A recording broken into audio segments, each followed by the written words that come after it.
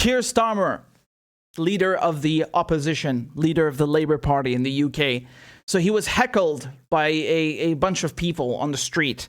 Let me play you the clip, and then I'll break it down for you. Keir Starmer was returning to Parliament from the Ministry of Defence when he was surrounded by anti-lockdown, anti-vax protesters. Amongst the abuse hurled at him were allegations about the prosecution of Jimmy Savile, raised by the Prime Minister a week ago.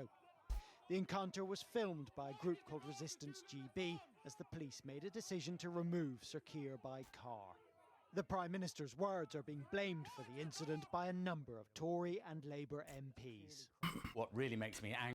So basically, now just right off the bat, they're saying that it was a bunch of anti-vax people who heckled him.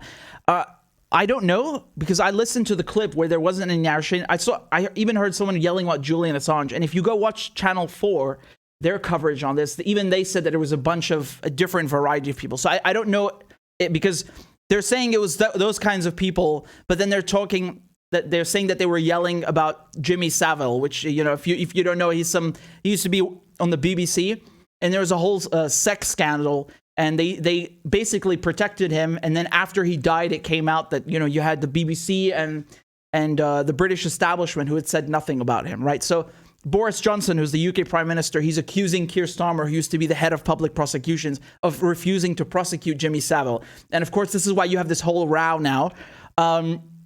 And my point, what I want to focus on is what George Galloway said. You know, George Galloway, again, he's amazing. He's a former MP himself, member of Parliament. I have nothing but the highest respect for George Galloway. And I want to show you something that he said on Twitter about this incident with Keir Starmer. So he said that I was seriously assaulted in 2014 and could well have been killed whilst I was a member of Parliament. Neither Keir Starmer, nor most of the political class, nor most of the media gave a toss about it. Spare me the faux outrage, please. So this incident is quite grave, honestly.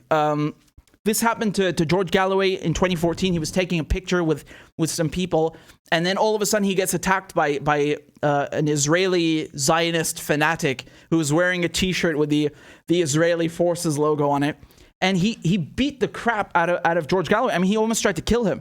You know, he got 16 months in prison. For it, if I recall correctly, 16 months for what he did to George Galloway. And George Galloway said something else also, right? I mean, just on his first point, I completely, absolutely agree. George Galloway, they didn't care about him because George Galloway defends Palestinians. That's why he got attacked in the first place by this Zionist fanatic, right?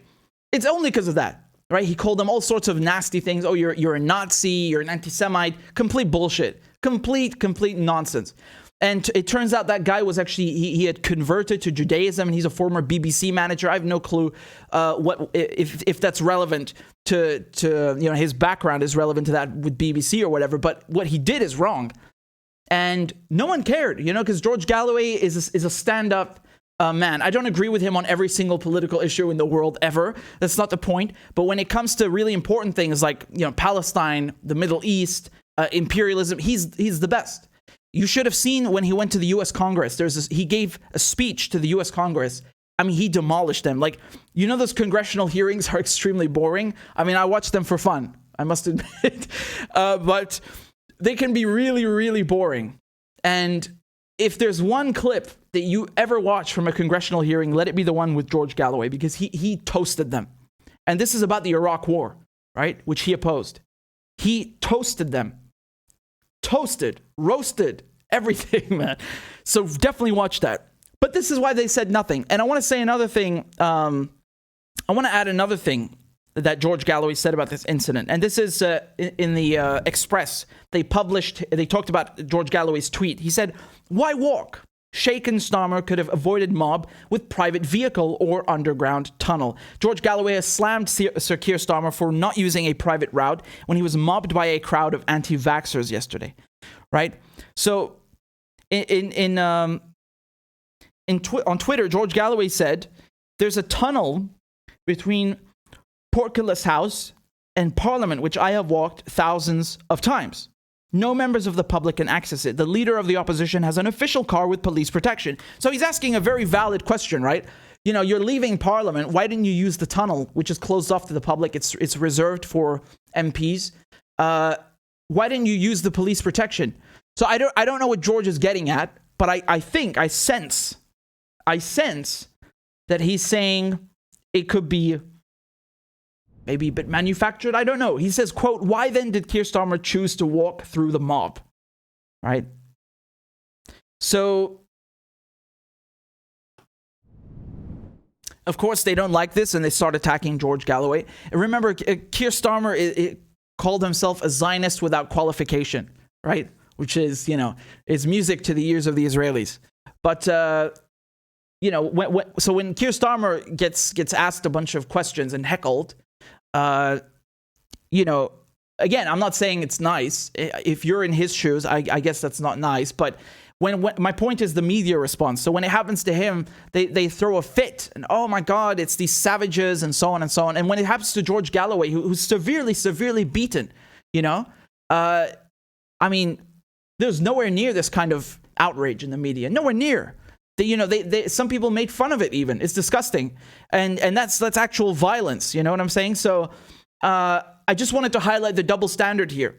Right? It depending on your political views, if you are nice with the establishment, if you're an imperialist, you're a Zionist, you protect Israel, you protect the elites in Britain, then people will protect you in the media in exchange, right?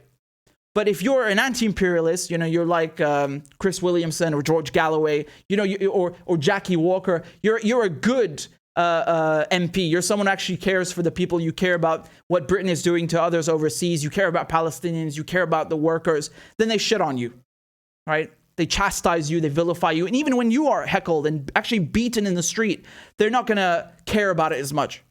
And that's very, very important to highlight that. It's a real glaring double standard.